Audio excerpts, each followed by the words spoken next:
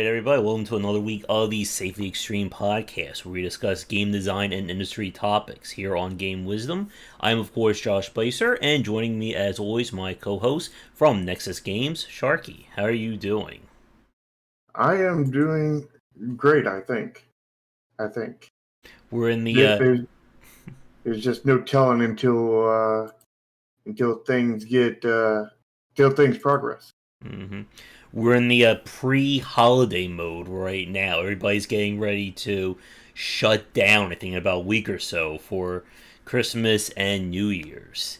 And there's still about half a month left before 2020 is finally over. And then the sequel, 2021, begins. Yeah. And to Ryu is, what do I mean? I think, it looks like things are starting to progress at a good pace. But looks can be deceiving. And, it's looked like this in the past, and it wasn't reality. But, hopefully this time it is reality, and we're trucking along, kind of thing. Because in theory, if things are going the way it should be, the way I think they are, this next dev chat, the January dev chat, will have a playable demo. And I've said that how many times now? Because of, looking like it was going on track. And, the game will probably be pretty far along in 3 months from now. To your comment about looks can be deceiving, what you're saying is that game development is just really a mimic, right? Yes. This game development is a mimic. There we go. Alright, so for this week we are changing, or beginning a new format here for the show. We're going to be moving the weird games and kind of just game spotlight to its own show during the middle of the week. And those recorded versions will go up on Saturdays, ideally. We still have to plan a week for doing it. Again, with the holiday season, everybody getting busy, it leaves us with some very weird scheduling. We're still not sure if we're going to get a roundtable this month. It's looking like probably not. We may have to push out to the first week of January. What do you think, Shark? Probably, because I think, unless we do it really soon, like really, really soon, we're going to be hitting the holiday season. And, once we hit the holiday season, I think, whatever roundtable we'll do, nobody's going to watch it. And it's going to be the best one ever that nobody watches. That should be the one where Jack and we have our Fortnite ramp out how horrible it is. Uh-oh, is my mic really low? I gotta raise it up on my side because I messed with the volume the other day with... Alright, say something now, Josh, and see how the balance is. Test, test, test. 1, 2, 3, 4.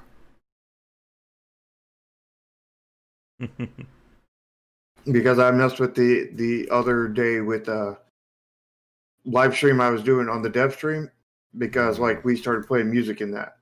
So now I'm going to have to memorize 2 different volume settings for that, so I can swap back and forth at the right stream. And that won't be a pain in the butt at all.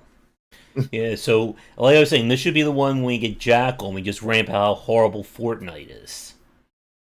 Well, unfortunately, he's not going to be available. He has some things he needs to take care of. Yeah. Yeah. And, but... Ramin back, and then we lose Jack. Yeah. It's always somebody dropping out or another. Mm-hmm. When am I going to drop out? That's the question. Bum, bum, bum. When Neon Continuum becomes the #1 play game on Twitch. It takes over Among Us. Yeah. It'll certainly be a lot harder to do after that. But like I said, we are going to be doing the Weird Games show, or we'll have to come with a fancier title, I think, for it sometime this week. We're still debating on whether or not we're going to do that live. So I guess for the chat watching us now, what do you think? Do you like seeing us all about the games coming out live, or would that just be better as a recorded show? Let us know in the comments. But I'm kind of thinking live. Okay. But as we wait on that, like we said in the thumbnail, we got kind of two, maybe mini, maybe could be their own major topics as we discuss, and that's kind of the dominating nature of the AAA news this week, including the Game Awards and that little game called Cyberpunk whatever. Nobody's playing that one. Yeah, I think it's Cyberpunk 1669. Isn't that what they called it? Isn't that just steampunk? Yeah. Oh, maybe that's the prequel, Steampunk 1675. 1660. There you go, Shar. That should be your next game. You can capitalize on the trend right now. Right. Except for the steampunk trend has kind of already died out. Yeah. The medieval version, yeah, exactly, David. But let's see, any other news this week before we get to the biggies?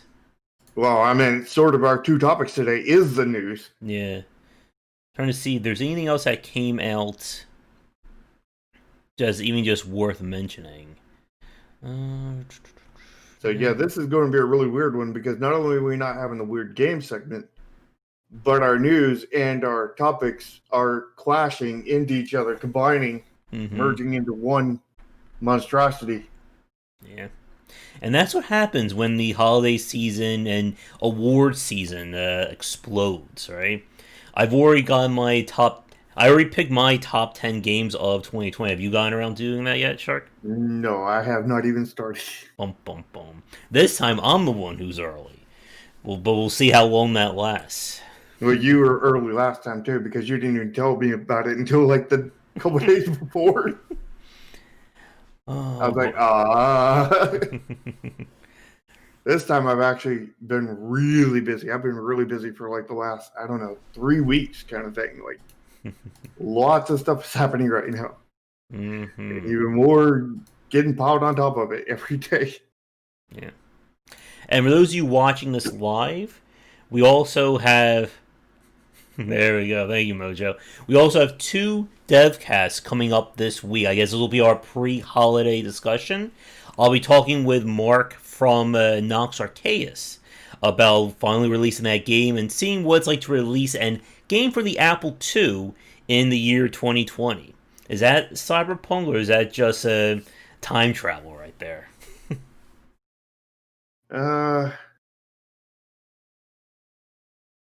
It's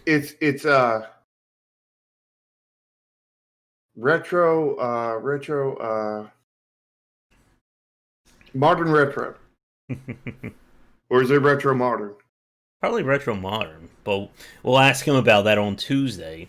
And then on Wednesday, Brian Cronin's going to return to the cast to talk about his next game that he's working on. And I guess we'll also talk a little bit about kind of the success of Monster Train as well with that. Yeah. I'm very interested in hearing what he has to say about that. Mm-hmm. So, I guess with that, let's get to our first topic. Is what should we rant about first? The Game Awards or Cyberpunk? What do you think? Let's let the chat decide. Alright. What do you guys want to hear us rant about? Because we each have... It's a choose-your-own-adventure stream, I guess. Choose your own rant. There you go. Order. Choose your own aneurysm. Yeah. So, Cyberpunk or the Game Awards? Which train wreck will we be addressing first? We'll most likely get to both. Oh, we're definitely getting to both. Yeah, especially since the Weird Games, it's going to be its own show, so we have about an extra 40 minutes to an hour, I guess, of free time now. And the news. Mm-hmm. Well, it looks like we've gotten about 3 or 2 noms for the Game Awards. They're going for your rant rather than my rant.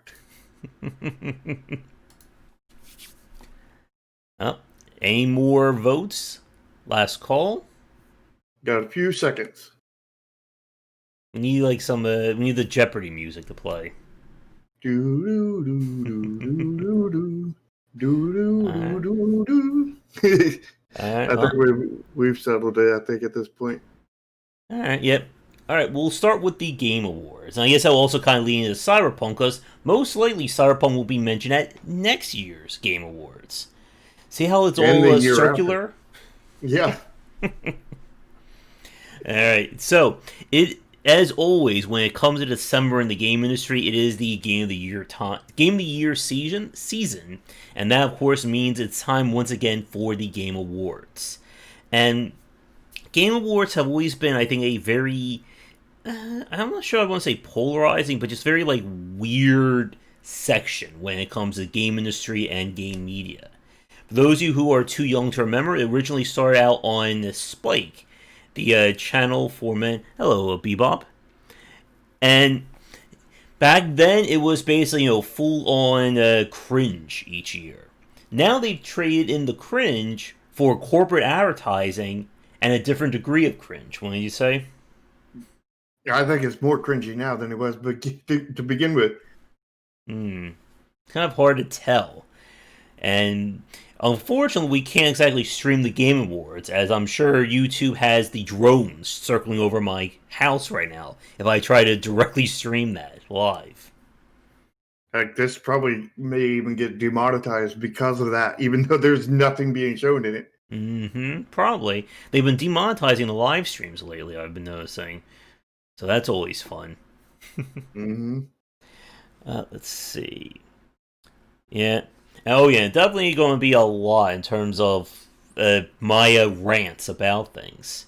So, as I was saying, there's always been this very weird thing about game industry and game media. And the Game Awards, I think, is the culmination of that.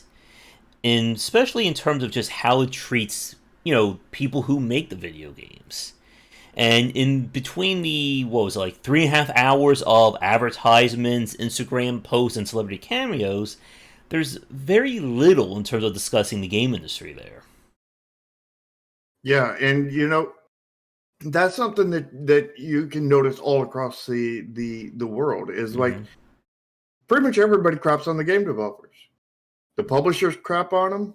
The consumers often crap on them. Influencers. The influencers crap on them and charge them to be crapped on. The publishers charge them to be crapped on. Every and the Game Award show is supposed to be honor them, and it's crapping on them for the most part. It's like game dev ends up drawing the short straw in every direction, kind of thing. And I myself, running my game dev studio, refuse to take that many short straws. Not to mention platforms, Steam and whatnot. They give us a short straw there. And that's the reason why I will not pay YouTubers to stream my game. Like, I will give them a free copy, but I'm not going to pay them to do it. Because number one, paying them to do it is killing my money, kind of thing. And number two, paying them to do it, it's you're less likely to get legitimate kind of feedback, kind of thing. You're less likely to get something of good quality. If they don't want to cover it, and you have to it's like having to tie a pork chop around your neck to get the dog to play with you. Like, the dog is going to be trying to eat the pork chop, not play with the kid, kind of thing. And the kid's going to get bitten. And I don't want to get bitten. I want to like, if the dog wants to play with me, let the dog play with me. If not, let him go, kind of thing. But don't you worry, Char. I'm sure you can pay everyone here, including myself, an exposure, and we'll call Neon Continuum the best pay-to-win game of all time. Exactly. Yep, and what you were saying about how the game industry, how game media treats game development, I think is certainly on point. And it's the same thing I feel about with game criticism as well. That as I was fast forwarding through it, I was watching, the top influencers of the year, and I did not recognize any one of them in terms of what their contribution to the game industry or to the game media would be. Yeah. But I do want to put an exception in here. Your channel in specific, that, we're live on your channel as well as mine, And, I mean, you're not your normal YouTuber. I mean, you still got to get good at your YouTuber reactions and all this other stuff. But you're not like the others. You're less of a YouTuber. That you're more of a game developer that does YouTube, but you're not technically a game developer. So once again, I'm safely extreme then. Yes, you're safely extreme. And I think the influencer of the year kind of is I'm not sure what's a term I want to use. I guess the banner, or one of my major issues with it, is that what did they have to do to help the game industry? And I know that it sounds like I'm throwing a lot of shade at them, but it's kind of a legitimate question about the Game Awards. I don't know why any of those games or any of those people won awards, because the show doesn't really, justify it. It just says, here's our picks, and, that's the law kind of thing. Yeah, I think it's mostly these are the people who paid us enough money to win, and they won. Because we picked their money over somebody else's money. Yeah. Here's a question for those of you watching this live or recorded. I know that No Clip channel that's been around, that they've really grown in terms of game dev interviews and exposés. Have they ever won like an Influencer of the Year award from the Game Awards? Not as far as I know of. Because I would say they would be deserving of it. Yeah. But they are, they're much towards the side of you, side as you, more game dev than YouTuber kind of thing. Yeah. And again, how media treats the industry, I think that could certainly fill, its own topic in the future, just like talking about that more in general. But with the Game Awards specifically, there are several things that kind of rubbed me the wrong way. And one of them was just this almost like mock celebration of the game industry. Like, the thing that stood out to me was when they did the Best Games for Accessibility Award. And they just list these games, but there's nothing about why these games would win. Why did Grounded get nominated? I don't know. All I saw was from Assassin's Creed Valhalla was they had subtitles. And I'm sure they did a lot more than that. But the point is, if you're trying to honor developers, it's kind of important to honor what they did to kind of deserve that award. I completely agree with that. And, the Game Awards doesn't seem to be honoring any game developers at all. No? They seem to be honoring the corporate, the corporate side of things, and not anything else. Yeah, I said that all just one big commercial, basically. Yeah, and I interrupted by other commercials. And Instagram. Yeah. And like I said this on Twitter, that it doesn't celebrate the game industry. It seems to celebrate the people who spend money on games. And those are. And I'm with you on that, Will. Yeah. And maybe if I get into a good position, maybe I'll do that. I would love to do an award show too. And I can just rant about Spelunky for an hour. That'd be the most that would be the Masochism Game Awards. There we go. The Masochism Awards. The Game Masochism Awards. The GMS. There. Although they're not to be confused with Game Maker Studio, who's also GMS.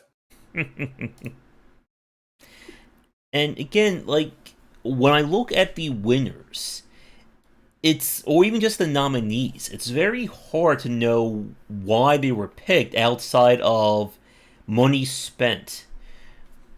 Such as with the Game of the Year awards, like, obviously, Ghost of Tsushima, Last of Us, those are easy picks. Why did Animal Crossing get a nom for that?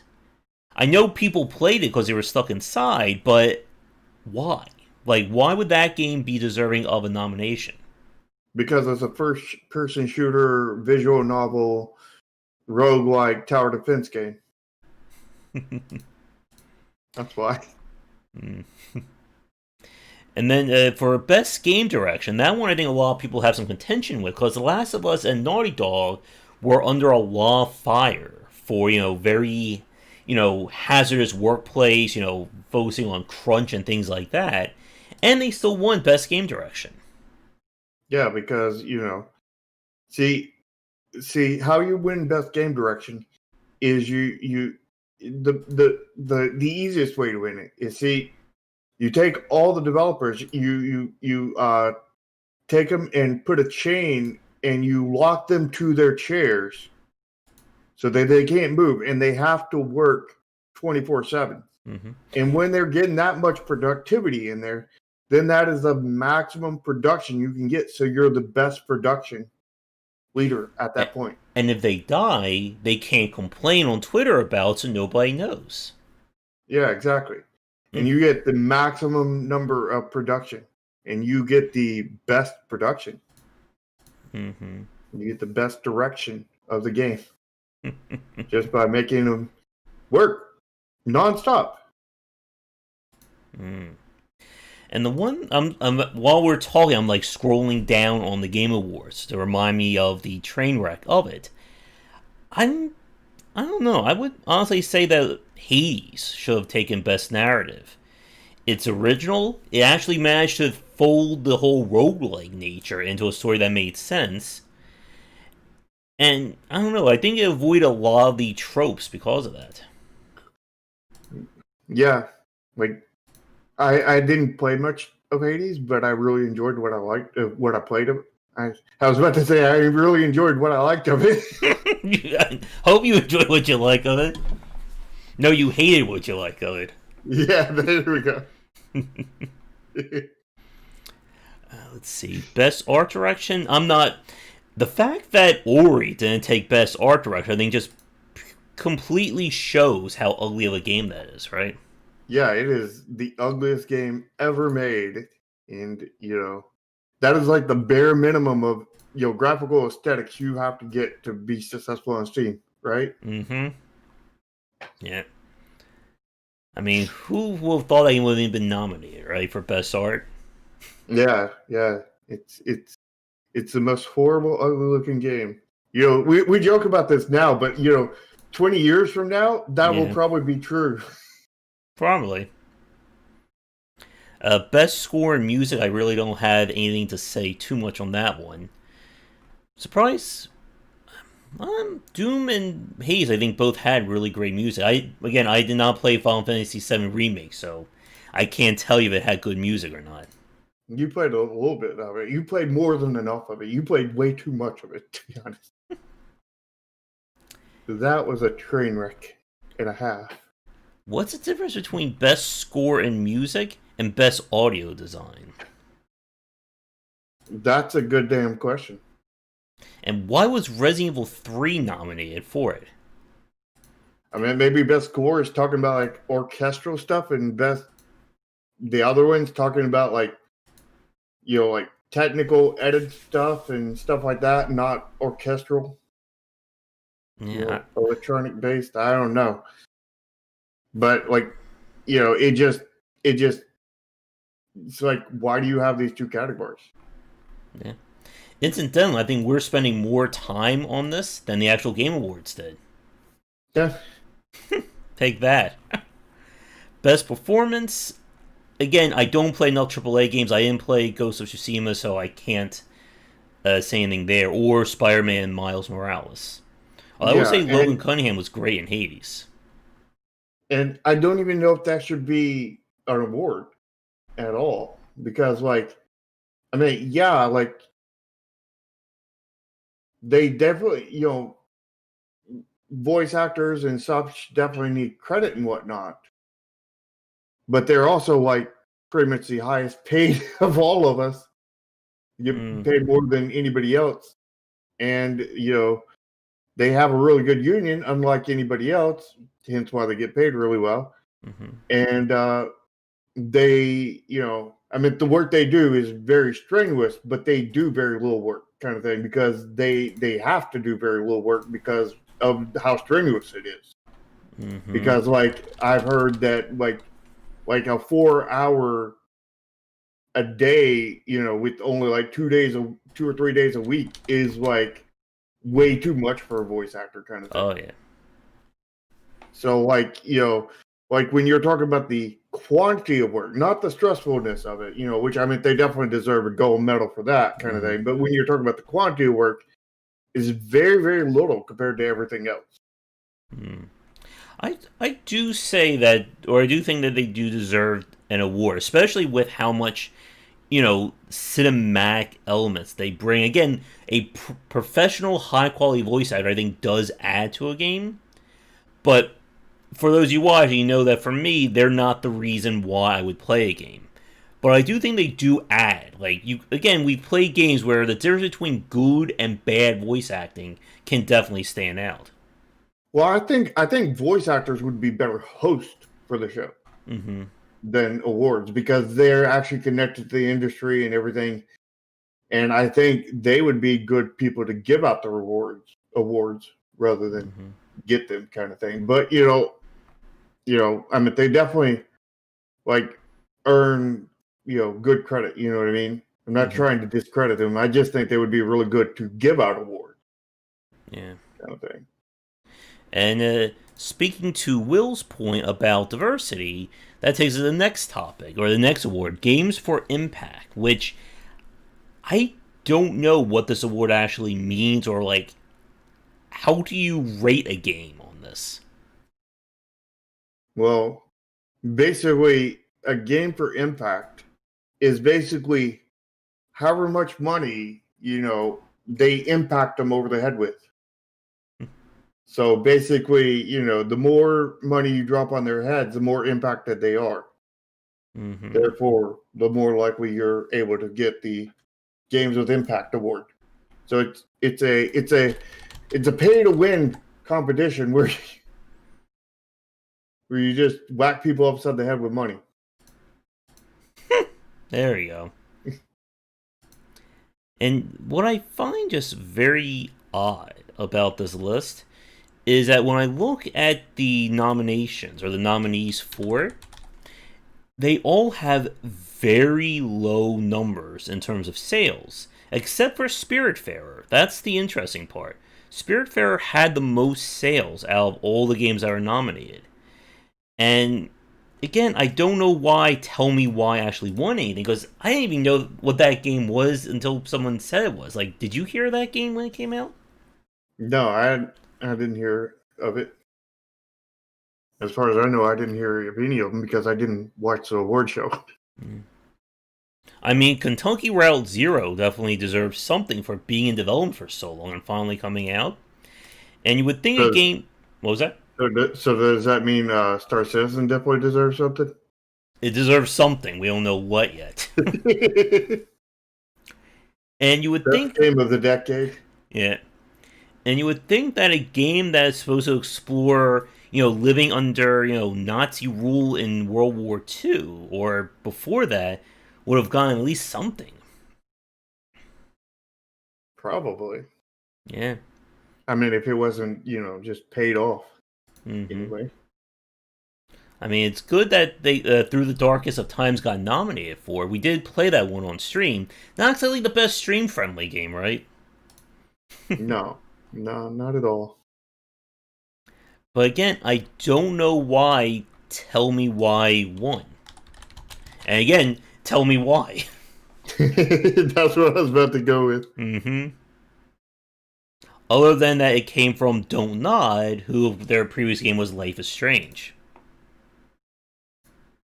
I thought Life is Strange was a Square Enix property. I think it was published by Square Enix, and I think Don't Nod was the ones who made it. I thought they owned it. Let's see. Best ongoing game. And that went to No Man's Sky. And that's, I think, another one that's kind of divisive.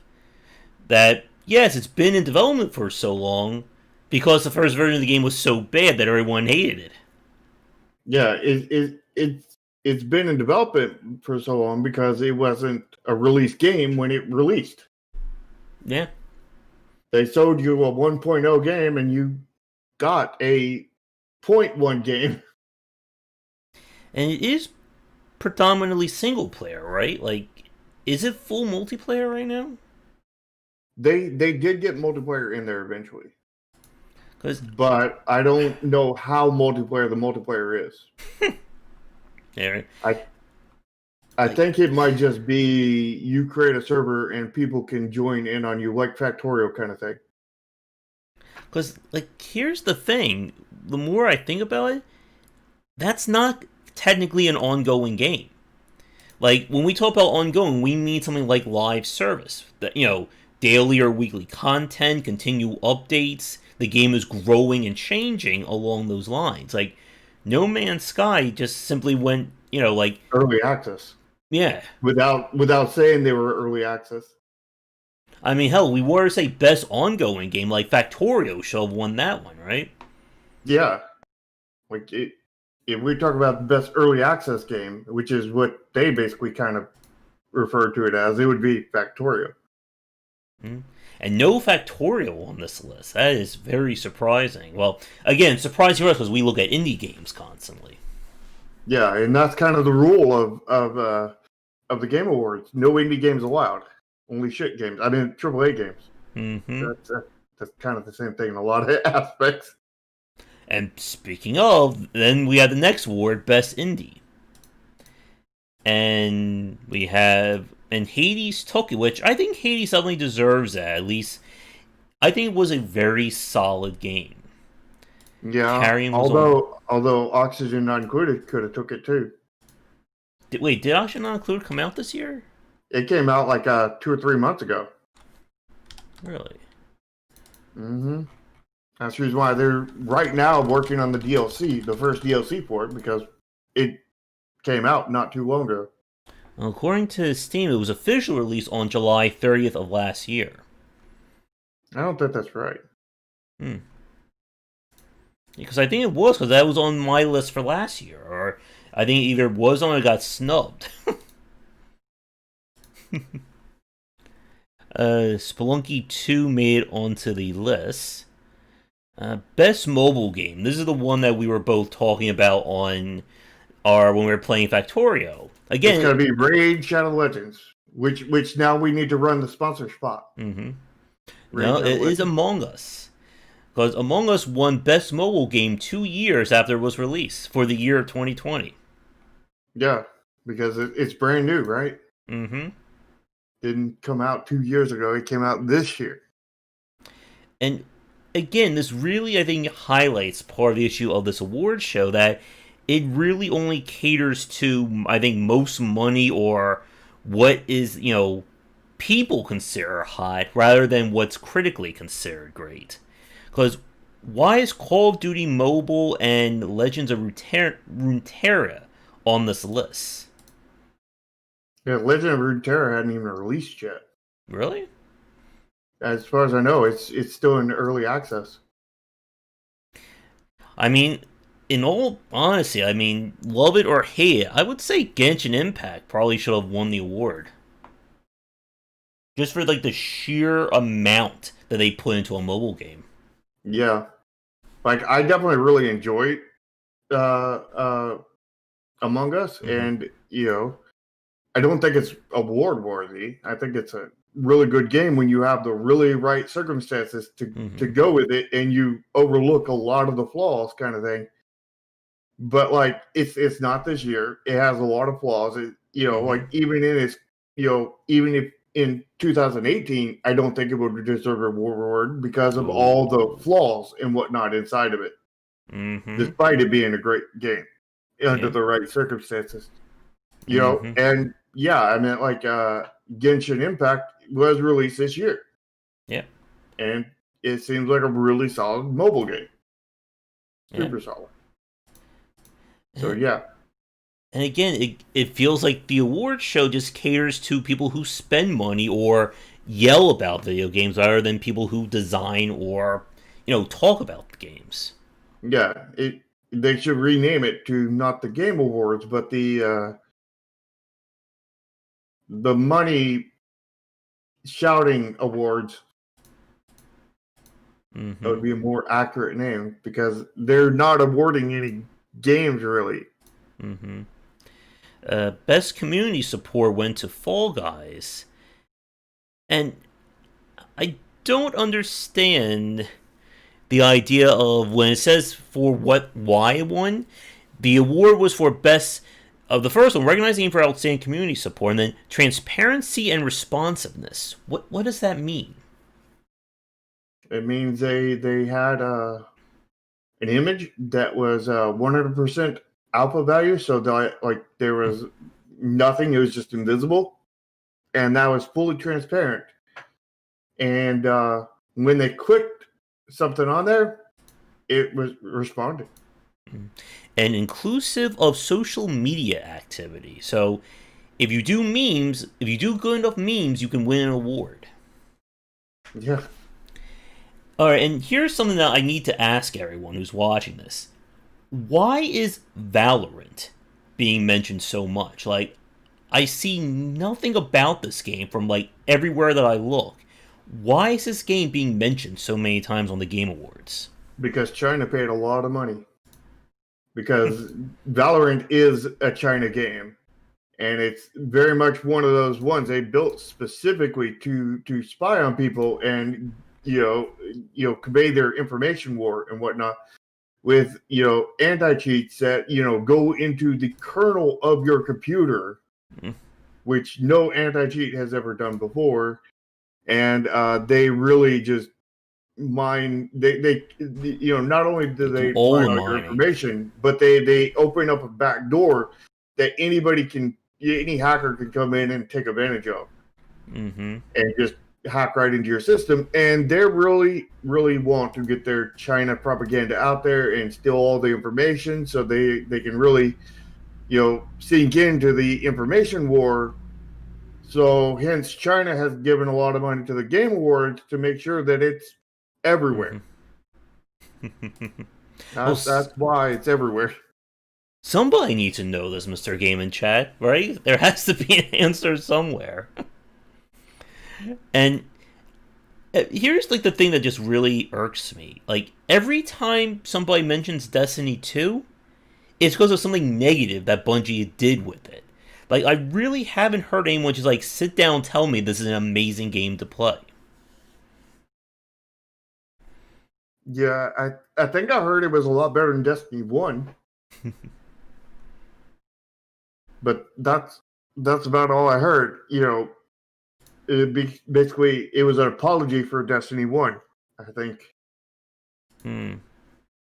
which is like EA apologizing for Battlefront 1 by releasing Battlefront 2 with the all the loot boxes and everything. Mm-hmm. It's a great apology. Although at least this was a apology that got better, supposedly. Best VR AR went to Half-Life Alyx. I think there was only really like two solid, amazing VR games released this year: Half-Life Alyx No, and The Walking Dead. no. See, there's only 3 VR games, period. Thousands of demos, but only 3 games. There's the Mm-hmm. Half-Life, there's the Beat Saber, and there's the Walking Dead. Mm-hmm. Those are the only 3 actual VR games that actually exist. There's a lot of demos, but there's no actual games besides those 3, Mm-hmm. which is one reason why I haven't invested in VR. But there's going to be a 4th when Neon Continuum comes out. There we go. And then we get to the category, the first one that kind of irks me again: innovation and accessibility, which tells me nothing about why these games are nominated or why they won. For instance, there's a game called Hyperdot. I never heard of that game. Did you? I mean, like, I would have, but it was so hyper and only a small little dot, so I completely missed it. So why did that game win? I don't know. Oh, and here's another part that just really is odd. The game has 10 reviews on Steam right now. Like, Mm-hmm. I don't think a lot of people play that one. I don't think a lot of people even knew about it. So, how did it get into the Game of the Year awards? No clue. And to Tom's point, like, maybe. I mean, like, a lot of people have said that VR is going to take over as our, only kind of gaming kind of thing, or the lead kind of gaming, and I don't think that will ever be true. It could possibly be true, but it's not going to be true for the next 20, 30 years kind of thing. Because here's the thing, is gamers as a whole right now are generally pretty inactive people. VR requires a lot of activity, and most gamers nowadays are not in shape for VR kind of thing. And especially not for 8-hour sessions kind of thing. I don't think even the biggest weightlifters in the world, the most athletic people, can do like 8+ hours of VR kind of thing. So like, when let's just say that if VR ever fully takes over kind of thing, all the gamers are going to be Chads basically. We're going to be all ripped. Doing parkour all over the place. Yeah. And it's going to be like, and then everybody's going to be like, why do you waste time in VR? Why don't you go do this stuff in real life? Because I like VR better. While they're bench pressing a refrigerator. Yeah, exactly. And like, nobody will understand it, if that future ever comes to be, But I don't think VR is going away or anything. I just don't think it's ever going to be the leading thing kind of thing. It'll be, a subgenre kind of thing, or a subsection that is fun and enjoyable. But, and probably it'll get to a point where everybody will have a VR setup, but, everybody will probably only use that VR setup a few times a week kind of thing in their gaming setup. Mm-hmm. And then we turn to the double whammy. We have Best Action and then Best Action Adventure. And the Best Action category is two first-person shooters. Because those are action games, right? Mm-hmm. They're not first-person shooter games. They're action games. Yeah. And again, I don't think Hades should have won this. I think that should have gone to Doom Eternal. Let's see. Neo 2 was nominated. Streets of Rage was nominated, which I find kind of surprising. Mm-hmm. A beat 'em up being nominated. Why is Half-Life Alyx for Best Action? Because it's best VR, and you do actions inside of VR, so hence it's got to be action too, right? Mm-hmm. And then Best Action Adventure. How they distinguish the two is that it's not only about combat, you also have to traverse and solve puzzles. So that means it's also Half-Life is in there too, right? Apparently, no. But that Even Star though Wars, it does have puzzles and stuff in it. Mm-hmm. And I don't know, like, why did Last of Us win Best Action Adventure? As far as I know, the only puzzle is puzzling how the hell did they even make this the way they made it? How did they mess it up this bad?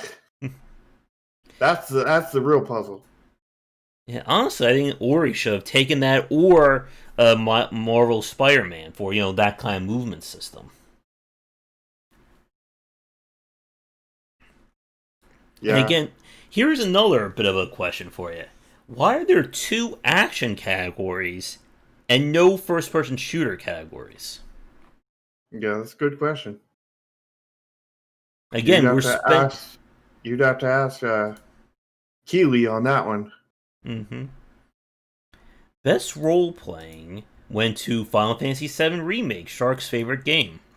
Oh yeah, because there was all kinds of roles in there that they were playing. Like like how retarded can we be roles? Like there was all of those. Every role was basically that role.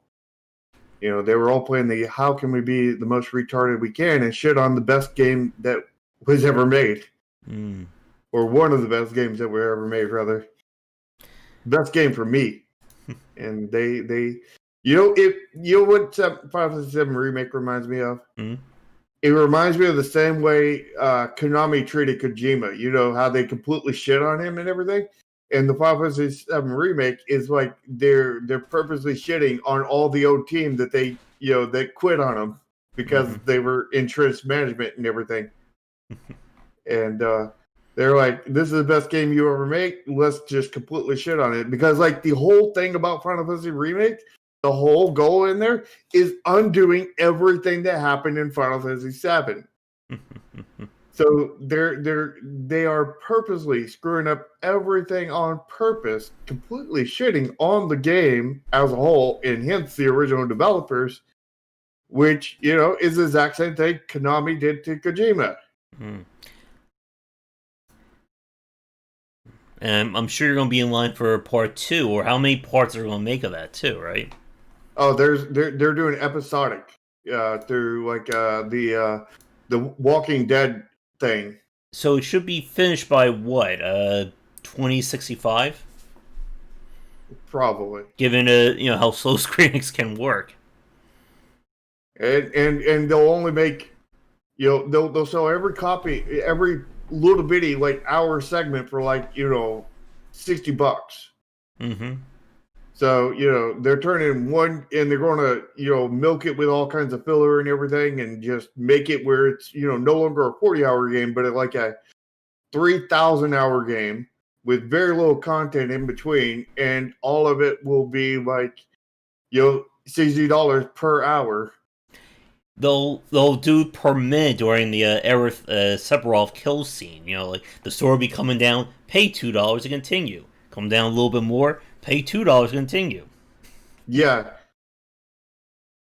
Except for they won't be doing it like that. What they'll do is they'll show it start coming down, and then they'll cut from there and show off filler in another place for like 30-40 minutes, and then that'll be in the episode, and then you'll have to pay the next $60 to get the next one that will have the next segment of him falling down with then 40 minutes of filler kind of thing.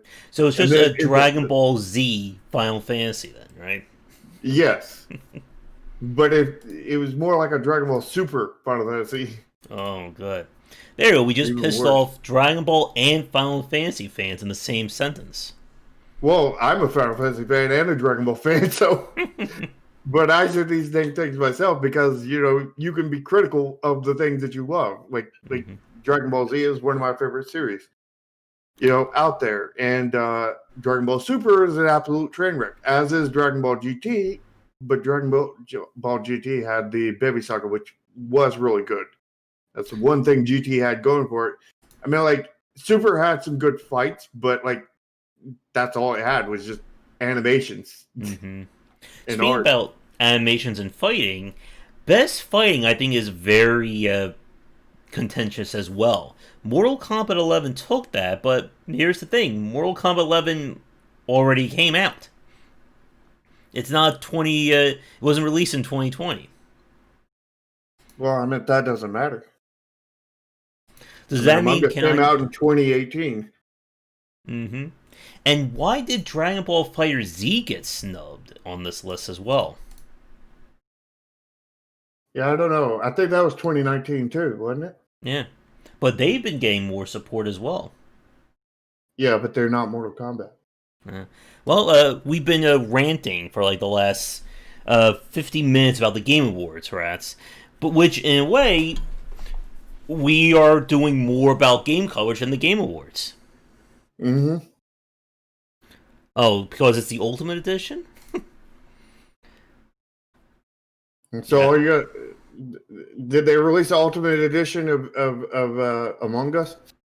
Not yet, but maybe that will take it in 2021. Yeah. And I need to take every one of my games and release the Ultimate Edition every year. There you go.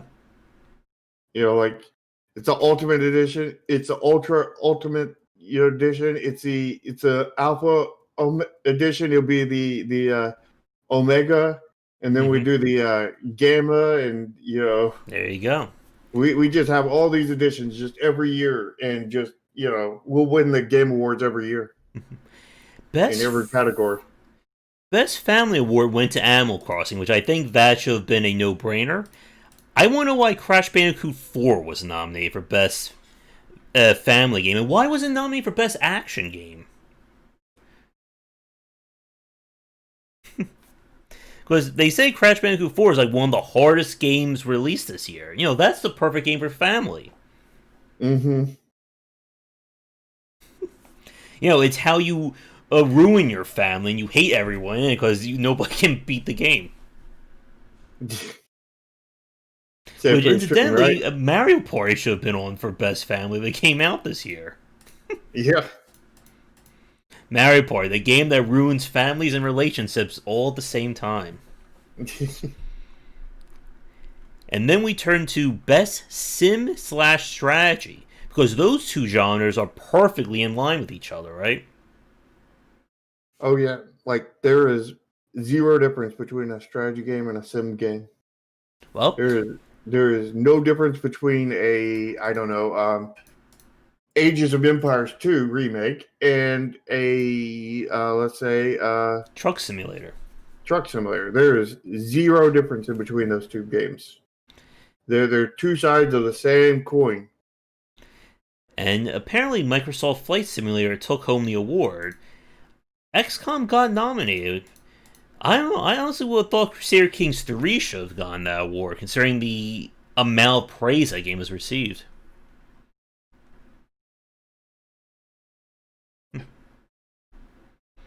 Maybe It's a joke, but you want to be in the joke? Is that what you're saying, Rat? Mm-hmm. Hey, Mike. Hey, Mike. Best Sports/Racing went to Tony Hawk's Pro Skater 1+2. I guess it would be considered too outlandish for them to give an award to NBA 2K21, considering all the loot boxes and controversy around that, or FIFA. Yeah. I'm surprised FIFA didn't win a lot of awards. I'm surprised Madden wasn't even nominated. You would think Madden would be like a ringer each year. Yeah. Every year, because they release a game every year. Mm-hmm. FIFA too. Best multiplayer went to Among Us, and again that Valorant game. It keeps showing up. Yeah, because I mean China is well invested into the Game Awards. Mm-hmm. And Hearthstone. Yeah. I guess for best multiplayer, I didn't play Call of Duty, so I can't comment. I don't know, that list, I would have expected like Fall Guys to win that one, to be honest. What would you say? I mean, Fall Guys has lots of issues, but I mean, of that list, yeah, probably. Mm-hmm. I mean, I think you and I have very similar issues with Fall Guys about not enough content Mm-hmm. for its initial release, and its DLC didn't even have enough content for its initial release. Yeah. Maybe we'll take home best ongoing game of 2021. Yeah. Except for one problem, Rats, it didn't come out in 2020. I don't know if he was being sarcastic. He might have been being sarcastic there. And then Content Creator of the Year went to Valkyrie, who I've never heard of. And again, I don't know why any of these people were nominated. I've heard of her because she's done a few Among Us streams with Jacksepticeye, which I watch. The Okay. only popular YouTuber I watch. And Oh. I didn't see anything special from her during that entire time. And this is the problem. I don't know why any of these people deserve an award. And again, that's kind of the issue when we talk about the award show in general. What did any of these people do to make the game industry better? They earned lots of money. They became famous for playing video games, but how does that help the game industry? They charged a lot of developers a lot of money Probably. to play their games, and then probably shit on them. I mean, that's worthy to get an award for Game Award, right? Mm-hmm. You screw over the developers, you get an award for that. And remember, every year, the Content Creator of the Year award is kind of cursed, or it's been cursed the last few years. So we'll see what happens to these people in 2021 if any scandals occur. Well, usually I think what happens is after, they blow up kind of thing because of the award, and then people go digging into their history and everything and find the bad things they've done. Exactly, Ryu. And I need to make an hour-long profanity-fueled stream all about some little game called Neon Continuum. Yeah. See, my hair's already blue. See, if you see the blue circle behind me, that's actually my hair. It's actually an afro, like Josh. And then we come to best debut game. That again, I don't know why this is an award category. Like, it just seems like a very random one for this. And speaking about random, Carrion's on this list. That's not their debut game. I mean, it literally isn't a debut game from Phobia Game Studio. It's a debut game that they've heard of. And it debuted into their ears. And Raji and Ancient Epic got on this list, and I don't think that game deserves to be nominated for an award. It just wasn't, I think, that good of a game, unfortunately. I would have said of the list, either Mortal Shell or Phasmophobia. Phasmophobia should have been on it, and Phasmo did win. I haven't played that one yet. Although, I don't know, I would say, I think Mortal Shell definitely deserves some praise. That is really the first game from that studio to make a very competent Souls-like as your first game. I think deserves some praise. Not the best Souls-like, but again, we've seen worse from established studios in the Souls-like genre. Like Sekiro. There we go. There's the other hated game we can bring into this. Best esports athlete. I don't know any of these people, so I can't, tell you one from the other. And can you really call somebody who sits at their computer moving their mouse and a keyboard an athlete? Like you could call him the best esports player, but an athlete? Oh, that's a topic for another day, I think. But why are there... Here's the... Again, this is part of that issue about this award show.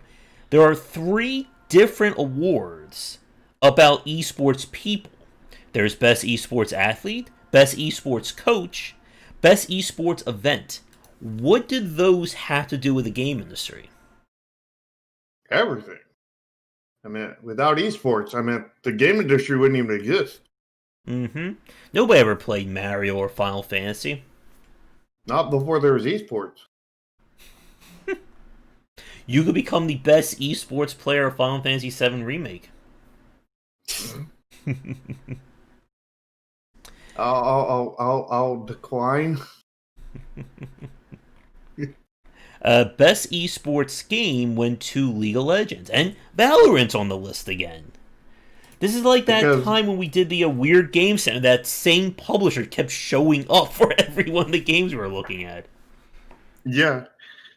Or the one time where we got the part 2, part 3, part 4, part 5 all in the same like 2 days or so. Yeah. And I guess as part of the issue with Best Esports Game, 4 of the games mentioned on this list didn't come out in 2020. I think was Valorant released in 2020? Valorant hasn't even been released as far as I know of. I'm surprised there's not a Best Early Access game on this category.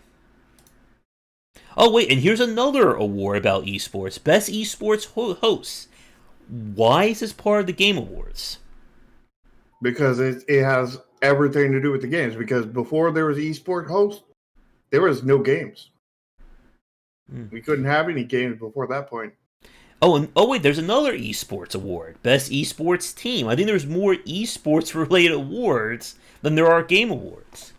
That's because esports are the absolutely pinnacle of games. Because without them, the whole game industry falls apart.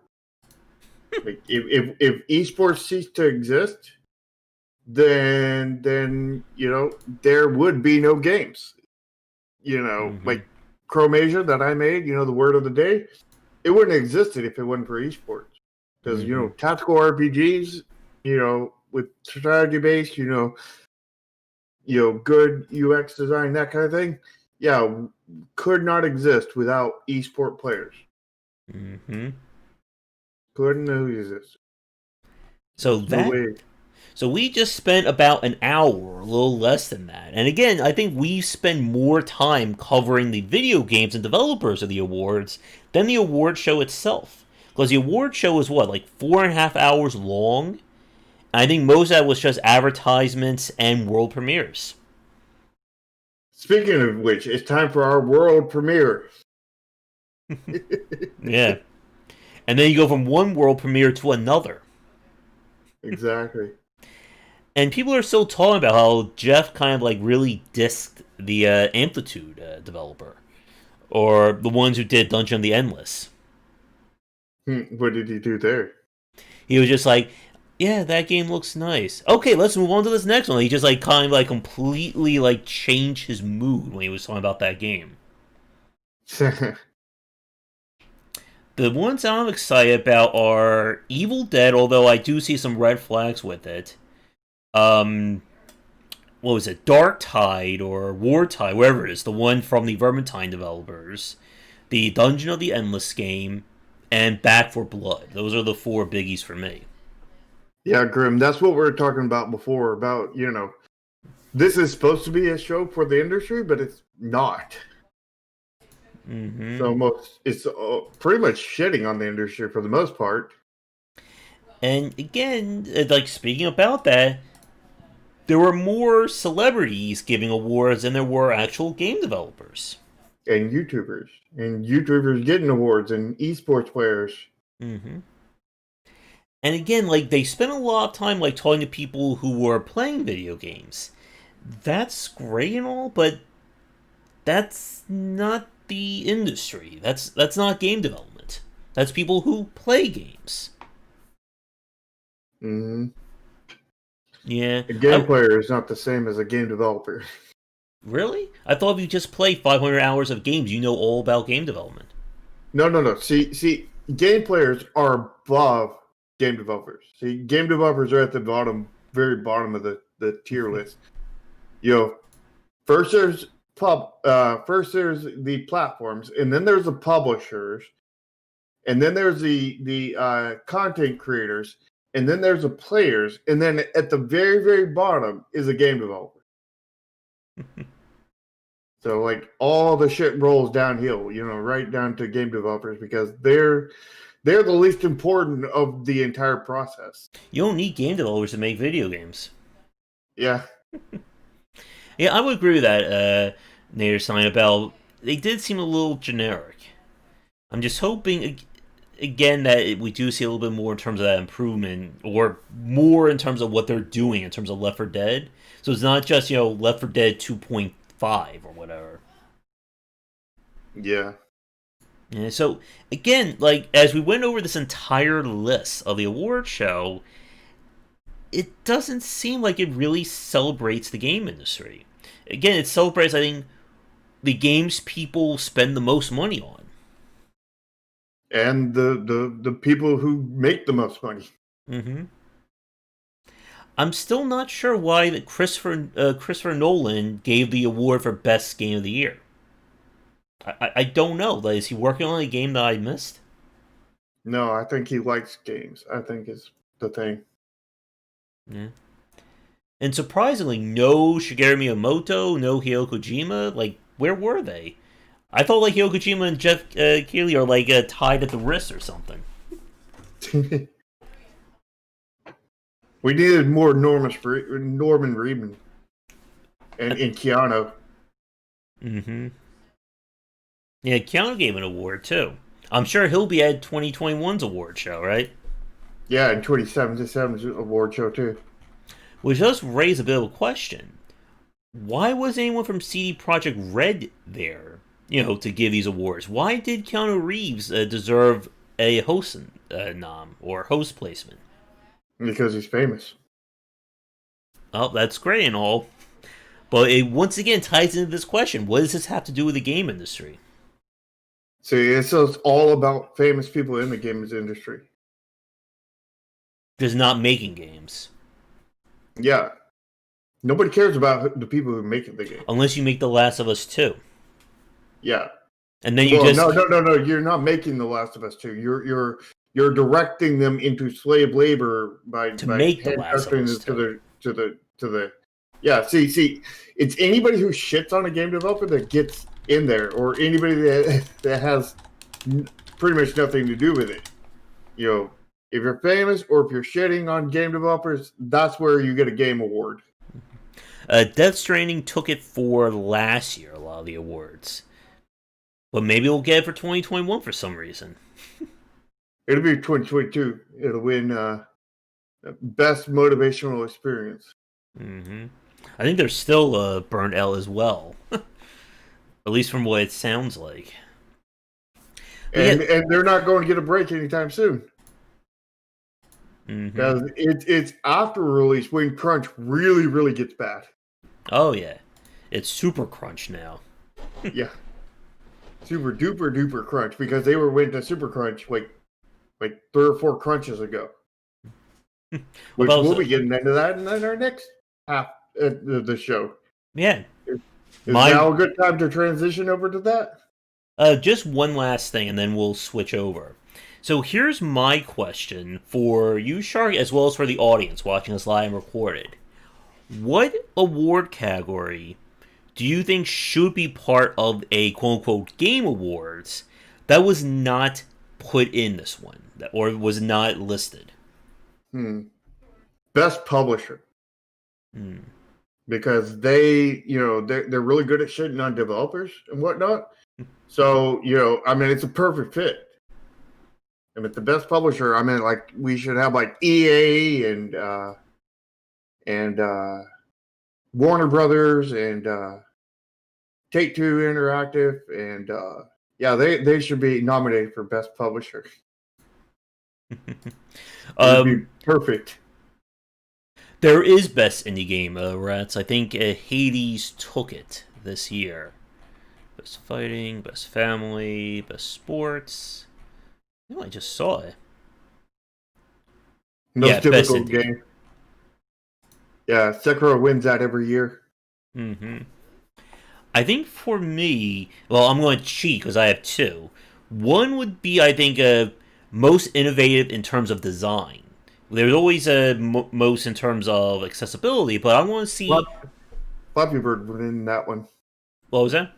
Flappy Bird would win that one. And then the other one would be, I think, best early access, or best a starting game, or something along those lines. No Man's Sky would win that one. No Man's Sky would win best first-person shooter too, right? Yeah, absolutely. Well, let us know what you think in the comments below. Now that we have a lot of people watching, I'm going to ask this again before we switch topics. Regarding our Weird Games show, turning that into a full thing, do you guys want to see us cover that live or recorded? Let us know. Yeah, Game Mechanic of the Year would be a good one as well. But yeah, that would be the mechanic in that would go to Death Stranding, the mechanic of cutscenes. You mean a 2-hour cutscene? Yeah. Or AKA a movie. Yeah. That would be the best mechanic of the year. All right. But with that, we're going to trade one rant for another. And it's time to talk a little bit about Cyberpunk 2077. Again, that little game that just appeared one day. Nobody ever heard of it before. So I'm going to pass the mic over to Shark. I'll let you lead things off. So, we need to prerequisite by saying that Josh and I have not played Cyberpunk 2077. But what we have had, seen a lot of news reports, a lot of, visual reports, we've seen the things happen in there. Mm-hmm. And, lots and lots of things have really gone wrong with this game. And we're going to talk about it here. We're not saying it's a bad game by any means. But Not yet. not yet. But like it's we're definitely going to be pointing out the issues that are very, very clear and whatnot. Like for example, all the crunch leading up to the thing from the studio that said they weren't ever going to crunch. Mm-hmm. They might be up for the best director next year. Maybe. And best RPG, and best first-person shooter, and best action game. Mm-hmm. Yeah, and a lot of people have been talking again about the state of this game at day one, and just how much of a failure it is, depending upon what platform you're on, and the numerous bugs and issues. And again, I think it's important for us to make a very big clarification. This is not a knock against the people who work on this game. The QA testers, developers, programmers, artists, all those people. This is not a knock against them. But this is a knock against, the director or the management of CD Projekt Red. Or publishers. Mm-hmm. The marketing department. Because they all pushed for the game to come out before it was ready. Like had the game had a proper time to actually cook in the oven, basically, the game would have not released in a state like this. Mm-hmm. And this is in large part director's fault, the marketing department fault, and a lot of these other departments along those lines, and not the developers, because the developers are trying to get it done. Mm-hmm. And those departments also have an issue with the release dates, the delays and whatnot. Mm-hmm. And I'm going to say this, and it's going to say it's going to sound counterintuitive. It's going to sound simply extreme. Mm-hmm. So basically, I don't think they should have delayed the game as much as they did. And when I say that, I mean they should have delayed it less times, but each time longer. Mm-hmm. Like that first delay should have been till today, basically. Because it was very unrealistic terms to think that they could get that thing done and running right by this time. Mm. More or less. The 6 times they delayed it before? Yep. And that was crazy. And let me just read the comment here really fast. To WRF's question about size of team and budget, according to Google, again, I don't know how accurate these numbers are, that they're saying that it costs about $314 million to develop, or was the budget of Cyberpunk, and the size of the team was around 500 people for it. Now, again, these are, Google News pieces, so I don't know how accurate that is. Yeah. And, of course, the way team scale is the more people you have, the less each person adds to the game, essentially. Because, like, if you want a maximum team that gets the most things done per money spent on it, you want a 15-person team pretty much. Because any bigger than that, and you're going to get into trouble, or management trouble kind of thing. Because basically, a 15-person team can be led by one person. A 500-person team cannot be led by one person. What you have to do is have basically one person overseeing, one management role overseeing every 10 people kind of thing, and then you have to have a manager that's over them for every 5 of them, kind of thing, and then you have to have a manager over them for every 3 of them, and then you have to have a manager over them for every 2 of them, and then you have to have a manager over them for every 2 of them, and then you have to have a manager over them for every 2 of them until you get all the way up to your 500 people, kind of thing. And those managers and whatnot, they don't do anything for the game. They're just making sure that no, it's not that they're not doing anything. They're not working on the game. What they're doing is being sure that all the commands and all the things that it's wanting from up top trickle down in the right way, kind of thing. Which is the reason why, it ends up being, where you have, I don't know, out of those 500 people, probably only like 200 of those are actually working on the game, and the other like 300 are working on things that have nothing to do with the game, other than keeping the game developing, because you have to have all this management, you have to have all these things, you have to have, what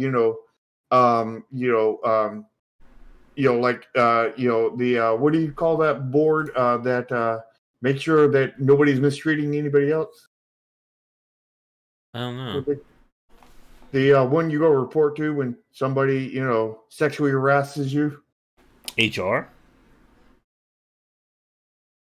I think you cut out there. Oh, test. I don't think so. Yeah, Can you guys hear him? Oh. No. No, Shark is cutting out. Let me try to fix that. Test. Yep. Can you hear me? Hello? Yeah, it's not working. Let me try. All right, test. Yep, I'm here. Hello? Yeah. It's Discord / my computer. Alright, well, I think we may have to have Shark restart the call. Oh, are you there? Yep. Okay. Yeah. But it's that HR, yeah. There we go. Yeah, HR, there will be a bunch of people in HR that have nothing to do with making the game. They're just there to make sure that the game is actually able to actually be made, because people don't mess with other people, kind of thing. And like, there's just so many issues, that you get to when you get to such a big size. Yeah, and it's why when I speak to a lot of the new developers, I'll say that, I remember when I spoke with the developer who's working on the game Bullock, Trayvon, that's his name. Like, he said he doesn't want to manage a team more than 30 people, because when you get past that, you're not really, able to have direct control. It's just not possible. Like, even the greatest, project manager in the world can't oversee 300 people by themselves. Yeah, that would just become micromanagement nightmare. And with, like, Cyberpunk, again, this has been, I think, one of those issues. And to another comment from earlier about, was The Witcher 3 this bad at launch? I did not play at launch. I cannot say one way or the other. I know The Witcher 1 was really bad at launch. I mean, like No Man's Sky, bugginess is just not working. But they had to release an enhanced edition of that. Yeah. And, like, the Cyberpunk 2077 has released in such a buggy state that it's actually makes Bethesda games look not buggy, which is amazing, because like Bethesda has never looked so good.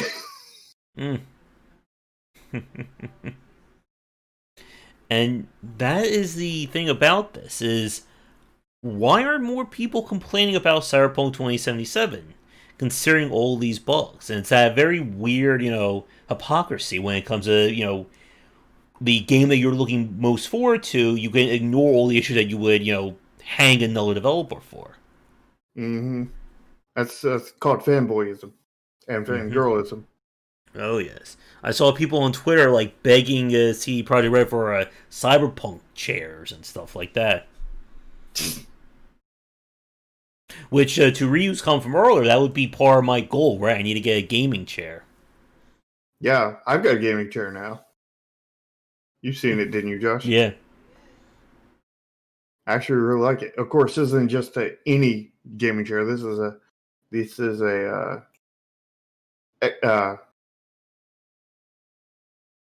what's the word? Starts with eco. Eco-friendly? No. Economical? Something. Is that it? Oh. The one that's all about posture, making sure it's Ergonomics? Yeah, ergonomics. There we go.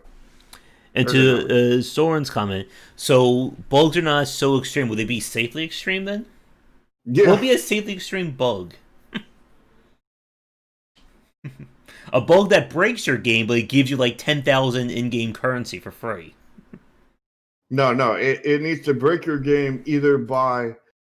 It needs to either happen a lot and be of little effect, or it needs to barely happen at all but be a massive effect. Or Mass Effect for. There you go. Which they announced a new Mass Effect game too. And according to what we're looking about Google, so the game was in development for about 7 years. And here's a kind of a weird question, because we've talked about this before in terms of game length. Should Cyberpunk really have taken 7 years to develop? I have a theory behind that. Mm-hmm. And it goes back to that top branch mismanagement and whatnot, which they'll be up for Game Award, next year for that mismanagement. And what I think happened is from seeing everything, like everything that was built up to that point was like it's all story based. This is going to be a really story based thing. And then the management over there started seeing dollar signs in their eyes and everything. Is like, what if we make this more open world and multiplayer and go like a GTA, but Cyberpunk kind of thing? And like the game has a lot of those elements now, and they're all like really jank, because they didn't have as much work in it as GTA did.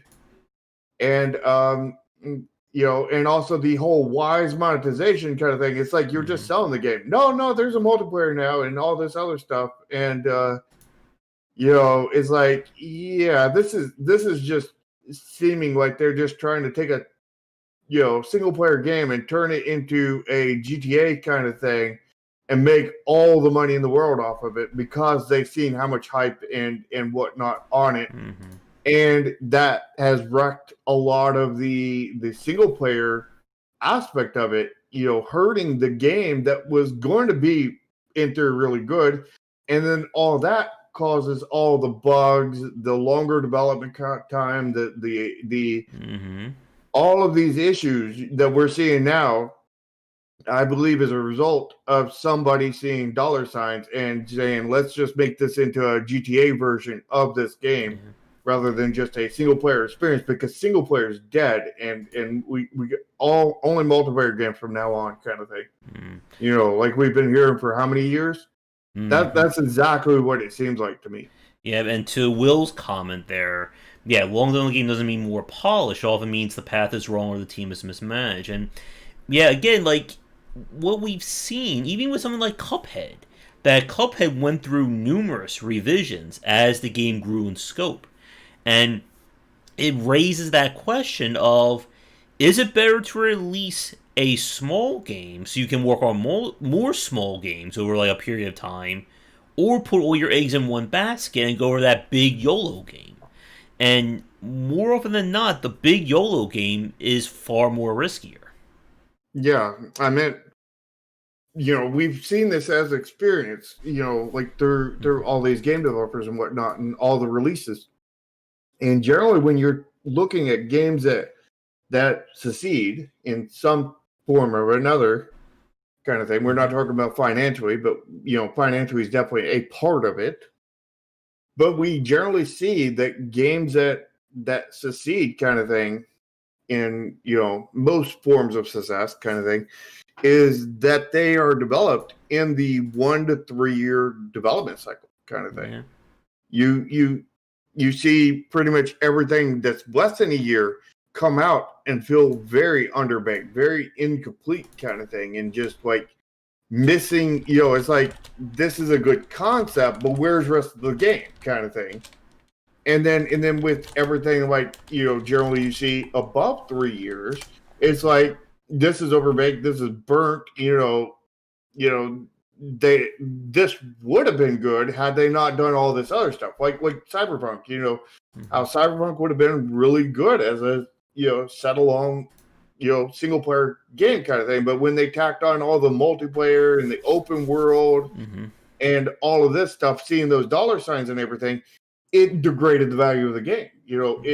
Cyberpunk is by far, commercial success because it broke even on its first day due to all the pre-orders and whatnot. But like, it's not what it should have been kind of thing. Yeah. And, it's not a good GTA thing either.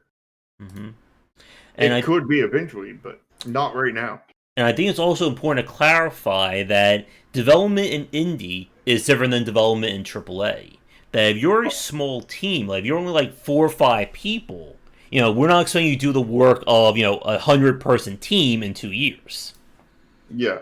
And we're but Eric says that that CD Projekt Red is an indie developer.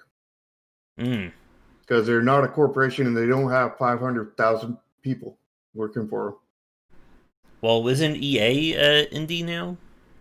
I mean, EA's always been indie. Except for when they first came out. They were AAA when they first came out. but they're indie now. They've been indie since they were rolled out. And Disco Elysium, as a point of comparison, took 5 years to develop. But we're not expecting you at indie to do AAA's level of work in 3 years, but we're expecting you to do indie level of work for 3 years or 2 years or 1 year kind of thing. Because like when you go over that limit, whenever you go outside of that 1 to 3 year period, you often have one of a few things happen. It goes over because of mismanagement, because things were not managed properly. Things were not. You didn't scope things right. You didn't. You overscoped. You decided to tack on a whole bunch of things that didn't belong, like open world, multiplayer stuff. You mistreated your employees. You crunched. You did all kinds of other stuff. That's what we often see when you go over the 3 year mark. And when you go under the 3 year mark, it's like, under the 1 year mark kind of thing, it's like yeah, this game could have been really good. This has a really good concept to it, but I'm missing like everything else. It's like, it's like here's like a puzzle and there's like like 8 puzzle pieces. Let's just say it's a 20-piece puzzle. There's like 5 or 6 puzzle pieces. It's like I can see the face of the character there, but I can't see any of the details in the background or anything else, because like all the other pieces are cut off. There is none. Yeah. And to Soren's point, again, like 3D games definitely take a lot longer to make. That's just the nature of that scope. Like, not necessarily, because in general, yes, but in general, really doesn't really show it, because like if you're doing like you can do a low poly game and do it really quickly, kind of first thing. generation 3D. You can do a low poly game in a game jam really easily, kind of thing, in 3 days. So like, and it all depends on the amount of polish, basically. Like, and also like a 2D game can take way, way longer. Like if you have like all of these characters kind of thing and all of these, animations for all of them, and animating 2D is a lot harder than 3D, because 3D animation is relatively quick compared to 2D animation. So like, making the model, it takes longer in 3D, but shorter animation times, where 2D is longer animation times and shorter model times. So like, it's a aspect of time to which way you spend more time, and depending on what game you're going with, to how animated it is and whatnot. And of course there are shortcuts for animation on 2D, depending on what kind of 2D you do. Like if you have a art that is really good with like Spriter or something, you can do basically the same style of 3D animation with your 2D sprites using Spriter. But not all artwork will work like that.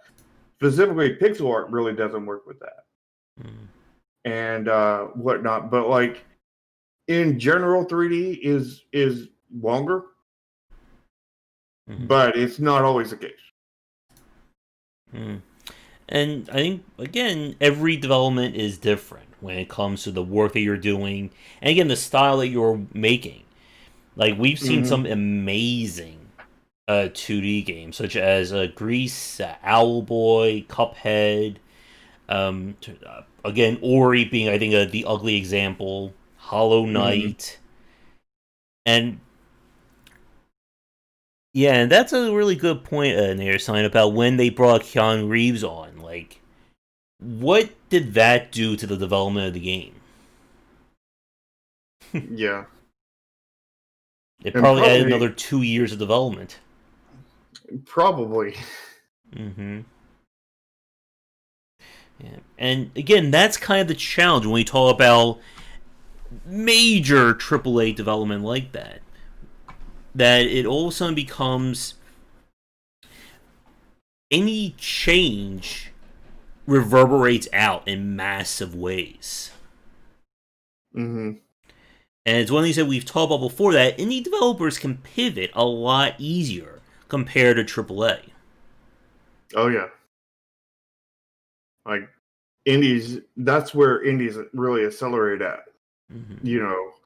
They really accelerated pivoting, where they suffer in amount of workload, where AAAs really accelerate in the amount of horsepower they have, and the not amount of pivoting. It's like, it's okay. So if we were to put this in car terms, indies are like slow cars that can do like 360s on a dime kind of thing.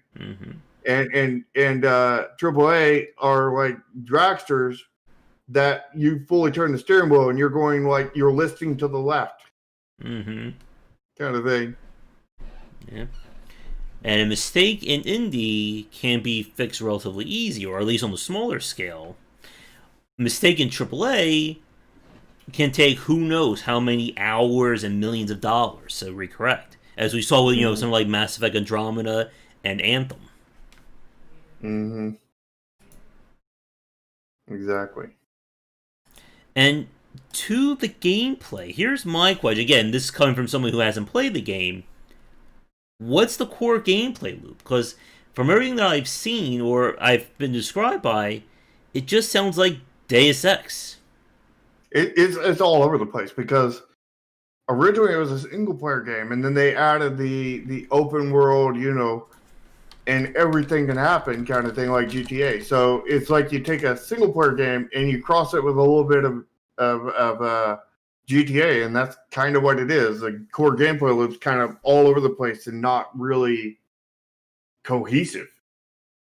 And I think that's one of the things that really, is going to downplay it once we do get to play it, because I will be playing it eventually, and I'm sure Josh will be too. Maybe, we'll see. You'll take it on a 2-hour spin. Oh yeah, that will drive the fanboys crazy, wouldn't it? Worst game ever, only played it for 90 minutes. Yeah. And they've already announced... You're not going to go longer than 90 minutes? You're not going to take it up to the 119 minutes? What if I take just 10 minutes? And of course they've announced, DLC, post-game support, stories, and all that stuff. And of course, that means more crunch and more time spent developing it. Yeah, but they've delayed all that stuff to work on the actual base game. Yeah. Get the game to 1.0 before they actually work on the rest of the stuff. Yeah, I know Art got a lot of flack for that. Mm-hmm. You remember how they were working on DLC before they were fixing the base game? Mm-hmm. And speaking of which, Ark got a reveal that there's an Ark 2 starring Vin Diesel and a cartoon about Ark that doesn't have Vin Diesel in it, and I don't know what's going on there. I meant the cartoon should definitely have Vin Diesel in it. Everything should have Vin Diesel in it, right? Yeah. Have a Vin Diesel be a character in Neon Continuum. Actually, that would actually technically be a good fit. Mm-hmm. For like a Cyberpunk character kind of thing. Yeah. Like that would actually be a good fit, especially with his goggles like he wore in what was it, Pitch Black kind of thing. Yeah, Chronicles of Riddick. Yeah. And then there's, of course, the talk about AAA's side, and even getting back to the game industry or the Game Awards, that a lot of weird stuff came out about how the game was developed, including them having this whole token. You do a good job, they give you a token that earns you more of a bonus when the game is released, but only if the game gets high enough review scores. Mm-hmm. So as a whole, you get paid a bonus based off of review scores, but with a twist of now you've also got to get these tokens on top of that to even get that. Mm-hmm. So there's it was not just the normal bad gate, but another gate on top of that bad gate. Yeah. And probably the funniest thing I read this week, I think, came from, Ron Ishmael, somebody he quoted that's saying that, there was, no explanation about the rules of this. Can people, duel each other for additional tokens and then turn into a Yu-Gi-Oh! Meme of the token system? Just, trying to do your job, see Project Red, all of a sudden somebody steps around the corner and says, I challenge you to a duel for your tokens. It's time to do duel. Mm-hmm. And then crunch for 20 hours. Yeah. And from what I got is that they got the tokens for crunching. Mm-hmm. Yep, there you go. Yeah, they did come back on it and be like, yeah, but a lot of people were raising us thinking about this. Let's get rid of the whole review part, but leave everything else. Yeah, they got rid of it, but not after they, punished everybody for using that system. Yeah. But don't worry, I think Cyberpunk will take home Best Direction next year, right? Yeah, most definitely. Sponsored by Monster Energy Drink. Yeah. And they didn't crunch at all. There was no crunch. Just like they said they weren't. Mm-hmm. Maybe it will be a toss-up between Last of Us and Cyberpunk for Best Game of 2021. Yeah, I think that Cyberpunk actually had the highest crunch in the industry in 2020. Mm. I don't know that for a fact, but I definitely suspect it to be the worst crunch game of 2020. Yeah, the new best crunch category. Yeah, that would be really fitting. Would Captain Crunch take that too? No. Cyberpunk's got to win it. But, if they introduced Captain Crunch into Cyberpunk, and then they did a crossover between Captain Crunch and Keanu Crunch? Captain Keanu? Or Keanu Crunch? And then you did that, and then it would just implode the internet. Mm-hmm. Somebody work on that meme. Somebody work down that meme. Captain Keanu or Keanu Crunch. Somebody work on that meme. Mm-hmm. And of course, speaking about Cyberpunk again, its ramifications in the industry, it once again caused that explosion of horrible takes when it comes to crunching. The developer of Duke Nukem apparently went on a huge stink about Kotaku's article saying that, just attacking the employees of Naughty Dog who left, and just being a very misguided take, sort of considering that he spent 14 years in development trying to make Duke Nukem Forever. Mm-hmm. And again, we've spoken about crunch before, on as one of our major topics. And to reiterate, individual crunch, as in you're doing on your own end for your own project, that is okay. It's not the best case scenario, but it is something that, if you are in control of it, that is okay. It, Yeah, but you should also try to not do it at the yeah. same time, because when you crunch, you're making yourself work slower, Mm-hmm. essentially. Now then, if you're limiting it, like I do, like I'll go through a phase when there's nothing for me to do because I'm waiting on other team members, kind of thing, Mm-hmm. and I'm sitting here just maybe finding an hour or two to work on the game a week, kind of thing, and then all of a sudden, hey, we're progressing in another area. It opens this door that I can go through and do all this kinds of work and everything, and I'm work like Mm-hmm. 50, 60 hours a week, kind of thing, but then I make sure that I take breaks, and the more I work, the more I take breaks, kind of thing. Yeah. When it goes beyond, is if somebody is telling you you need to work an additional 30 hours this week or you're not going to get paid, or trying to turn to a little game. Whoever gets the most crunch this week gets the shiny blue token that gets That you will give you money. 5%. What was that? That will give you money. Yeah. It'll give you additional 5% bonus only if the game sells 92 average on Metacritic. Yeah. Hello, in the sticks.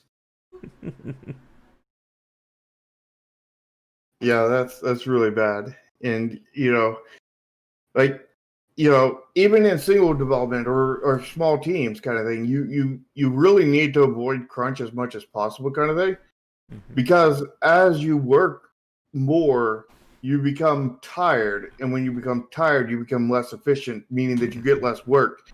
And I know I had an issue with this, like on my Discord kind of thing, where somebody was watching, like tags on Discord, seeing that I was playing a game or whatever. It's like I just got finished working 12 hours on the game, and they're like, "Why are you playing a game? Why don't you work on the game instead of playing a Mm-hmm. game?" And it's like, You need because that break. I'm not going to crunch, kind of thing. Mm-hmm. And again, ultimately, this is the big point that when crunch happens, it means something went wrong. And I think a lot of people, immediately get either, they get triggered, or when they hear wrong, it raises, the air raid siren in their head. That, they don't want to be told that they did something not right. But Mm-hmm. ultimately, that is the issue, that's a challenge of game development. There is no one way to develop a game, just as is we can't sit here and tell you exactly, if you follow these 10 easy steps, you will never crunch in a game project. Yeah. Um. The thing is that when the way that I would explain, like self crunching in a to make a game, kind of thing, the way I would describe that in its in its best terminology, I think, would be like you play a game and you get you're so into that game, you're so in the mode, kind of thing, and the next thing you look at the clock, and you started playing this at like 7 o'clock in the morning, and now you look at the clock and it's 9 or 10 o'clock of the night. It's like, holy crap, I didn't realize that it was just that long. I need to go grab me something to eat, kind of thing.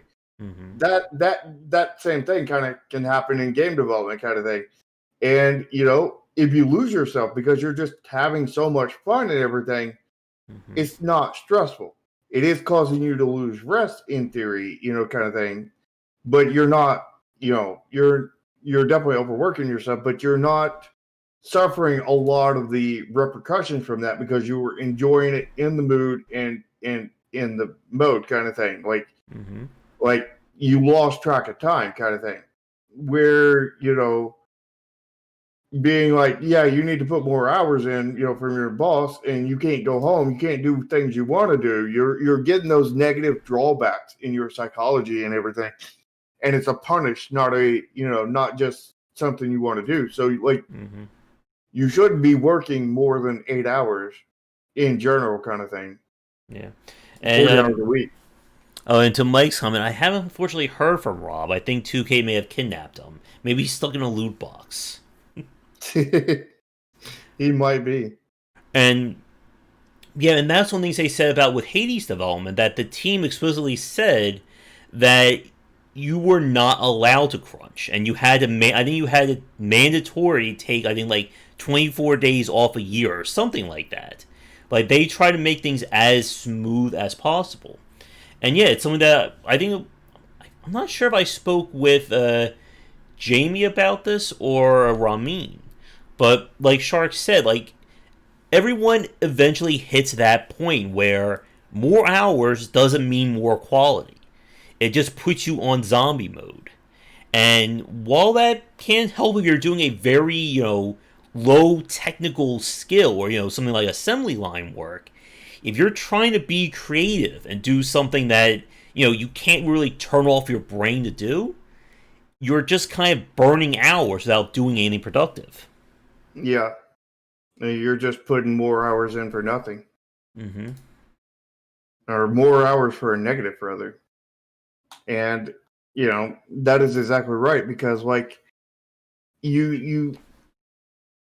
it's, I wouldn't say it's fine, but it's doable for, things you can turn off your brain for. Yeah. But if you're trying to like build a new game system or create some like new innovative level, spending 80 hours with no breaks is not really going to work. You may make something at the end of it. It may not. It's probably not going to be the best thing that you can make. Yeah, I know what a game jam is, Mike, and I broke the code for it on the very first time because I learned the secret to game jams. That's sleeping, and taking breaks.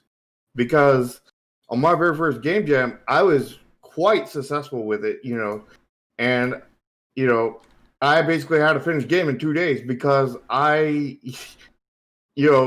slept between day 2 and day 1, and day 3, I not only slept between day 2 and day 3, but then I went out and met with my parents and spent a couple hours with my parents and had my mom play my game at that point, and she gave me some feedback and everything, and then I took that back home, worked on the feedback, and then I ran out of that, and then it was like, well, let me just add some more polish to this, and just added more polish until time ran out and submitted my game, and quite successful, very first game jam kind of thing. And the whole secret of it was get sleep. Don't crunch. Don't get good. Technically, get you're sleep. still crunching because you're still working like 16 hours a day, kind of thing. But get sleep. Don't maximum crunch. And the whole 16 hours a day will only work in a 3-day game jam. You can take 3 days and just go hardcore 16 hours a day. Especially since you're really excited and really want to work on it because you only have 3 days to work on it and you have this new idea that you want to pull off in 3 days. So it gives you, it doesn't pull all the negative psychology on your brain from that will really, really hurt your productivity. Yeah. And I think in terms of time, I think we'll probably wrap things up in like the next like 10 minutes or so. But like bringing this back to Cyberpunk, that again, part of the issue, it's just sound. There you go, Foreign, perfectly. I don't know. That could be part of Cyberpunk 2078's development, maybe. It could have been part of Last of Us. That when we look at these games, especially when we talk about prestige AAA, that I am really surprised so many people, again, fanboyism aside, that more people aren't complaining. Like, imagine again, like we saw this with Bethesda. Fallout 76 was released in a very buggy and broken state. And, people, rake their feet over the coals accordingly for that. Mm-hmm. It was quite a mess. Mm-hmm. Quite a mess. And, again... Yeah, Amazon very much does a crunch and everything else, too. Mm-hmm. And the issue, of course, is, and this is part of the problem we talk about this, is that people will, when we say who's to blame, they're going to immediately attack QA testers or the people on the dev team. And that, again, is that issue when we talk about, and bringing this back to the Game Awards, the misunderstanding of what it means to actually develop a game, or people in the industry. Mm-hmm. I don't think anyone on the dev team of Cyberpunk said to themselves, we need to have all these bugs in this game. Nope. They were saying we need to get all these bugs out of there before they force us to release this thing, before the marketing people and all this other stuff force it in there. Yeah. They were actively fighting against it. And we didn't mention this point yet. Cyberpunk received, what was it, like a day one patch that was the size of the game. Mm-hmm. And this is another big dichotomy about the game industry. There are people who celebrated that, saying, oh, they worked on the game so much, I had so much for day one. The real truth is, that's horrible. Like, how much, crunch did they do to make a patch of that size to have it ready for release day? Well, I have a feeling that patch was that the marketing department really pushed forward with making the CDs, back on one of the release dates that they missed. Mm-hmm. And they because they were like, it's gold now, even though it's not. And then they just started having all the CDs printed up, and then everything after that point is what the day one patch was. Mm-hmm. Which was just solid crunch, by the way. Yeah. And the problem, of course, with all about this is that it's still celebrated. How many people, again, they've said that Cyberpunk has already made back its development costs. Mm-hmm. So, all the bugs, all the crunch, all those issues didn't mean a damn thing. Nope. And not to the consumers who wanted to pre-order it. And I'm going to put on my fortune teller hat right now and predict that it's going to probably be up for at least 3, maybe 4 Game Awards in 2021. Game Award awards? Yeah. Yeah, probably. And it will most likely win them. And Keanu will be there. Mm-hmm. Maybe Keanu can present the award to Keanu. He probably will. Yeah. And to kind of bring, again, like, our discussion today regarding the Game Awards and, Cyberpunk are very much intertwined like that. It is this AAA monster when it comes to this kind of development that is very much outside of what it means to, successfully release a game. Mm-hmm. Well, I meant it is that, but Cyberpunk, I think, is in there with that. Mm-hmm. So the chat says that it's not going to be progressive enough to win an award, but it will make a lot of money. So, where does it fall on the scale? The Game Awards, progressiveness or making money? I'm leaning towards making money and paying money. Mm. And I'm pretty sure Cyberpunk is going to pay a lot of money to get a reward. Mm. Maybe we'll team with the Game Awards like money. Well, we'll see, folks. We'll check back in 365 days from right now, and we'll see what happens. Isn't it 64? Oh 63? Yeah. Well, actually, it would be a little less than that because wasn't the Game Awards on Thursday, right? Yeah, the 10th. So 362 days from now. So now we have the precise day down. We'll Check see. back here in exactly those amount of days, and don't worry about any of the videos that are made between now and then, right?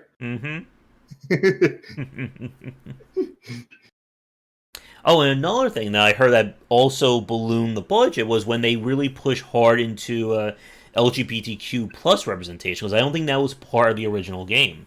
And then they got called out for some of their advertising in it. Yeah. I mean, I feel like there should be representation, but it shouldn't be pushed kind of thing. It should be natural kind of thing. Like they're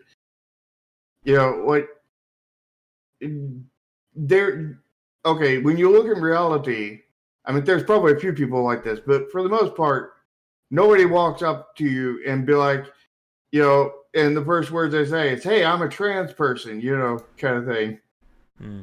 Or hey, I'm black. It's like, I can see that, Hey, I'm white. Hey, I'm Asian. Nobody does that pretty much.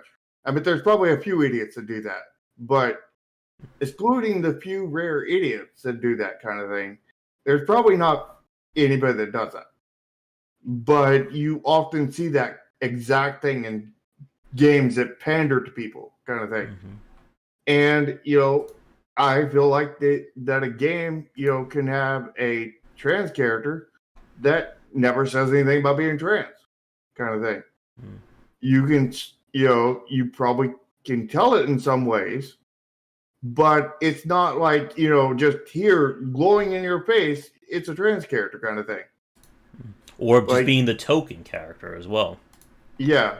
Because, I mean, that's exactly what we're doing in my current game. Like, there are characters that, have different ethnicities, different sexual preferences, whether they're gay, bi, trans, whatever. But there's nothing that's sad about it.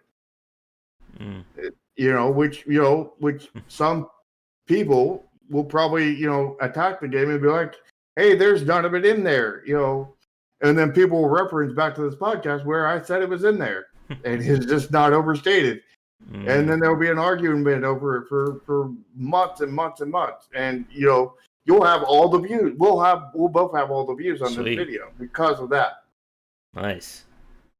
So expect that to come, and expect this, video to go from 100 views up to, or however many he gets to, 300,000, 300 million.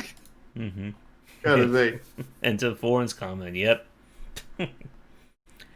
Alright, but I think with that point, I think, out of topics for Cyberpunk. So, anything you want to end on regarding Cyberpunk's development chart? Let's see here. Is there anything we missed that I can remember? I don't think so. Honestly, I'm really interested in the game. But there are a lot of red flags. Actually, they're like neon flags. There's a lot of neon flags all over it. And I'm going to wait until they fix the game or until it goes on deep sale, like sub $20. If it goes sub $20 before they fix everything, I'll probably pick it up. But, otherwise, I'm going to be waiting on fixing it up because the fact is the way the game is right now, I don't think it's worth $20. And I hope they fix it up and it becomes worth $20+ kind of thing. But I'm going to hold off until that point, and or unless I really need to buy it for research purposes for my current game. But I don't think I do. But I'm not going to support the crunch and all this other stuff as much as I possibly can. Yeah, and for me with The Witcher 3, I waited until it was $12. It was 6 years after it was released or something like that. So I can be very patient when it comes to waiting for games to go on sale. Yeah. So can I.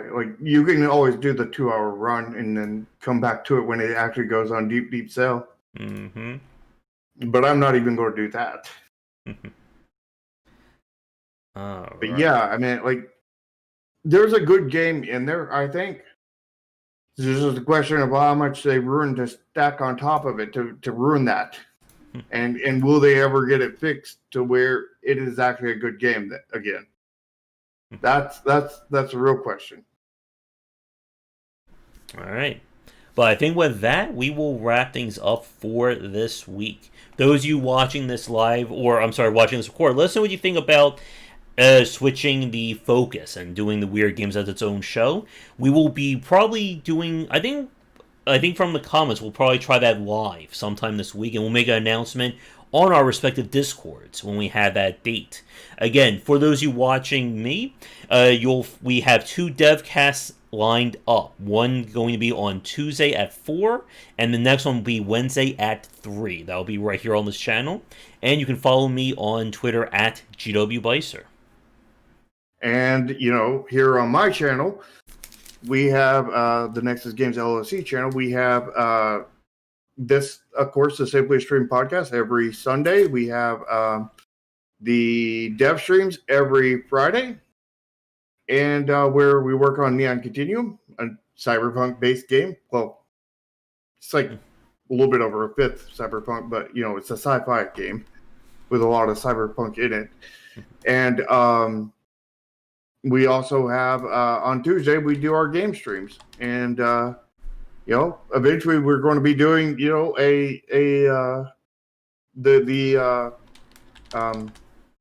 now I'm blanking on the name.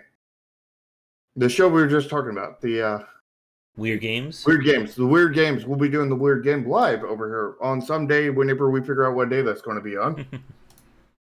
And yeah. And we'll be probably adding more stuff to the channel. And you can come and follow us on Discord and Twitter at Nexus Games LLC 1, and the YouTube channel and whatnot. And come and talk and ask questions about game development, ask questions about Neon Continuum, Mm-hmm. And of course, subscribe to our channels, do that bell ringing thing that everyone keeps mentioning, and all that stuff. Yeah, because, I don't see bell ringing important for most channels, but it is really important for live streams, because if you don't, put the bell, then you won't ever catch them live. You'll only catch it recorded, which is the wrong way to catch them, in my opinion. Because, why catch it, recorded when you can catch it live and actually talk? And there's Matthew right as we're ending. Yeah. And this way you can throw questions that knock us off our topics as well. Yeah. Or comments that knock us off. Mm-hmm. All right. So I think with that, we will end things for this week. So again, tune in next time for another discussion. And like Shark said, we do these shows around 4:30 ET on Sundays. Have a great rest of your night. I'll be back for our regular game streams. And come back for daily discussions on game design here and on game wisdom, where I examine the art and science of games. Until next time, take care.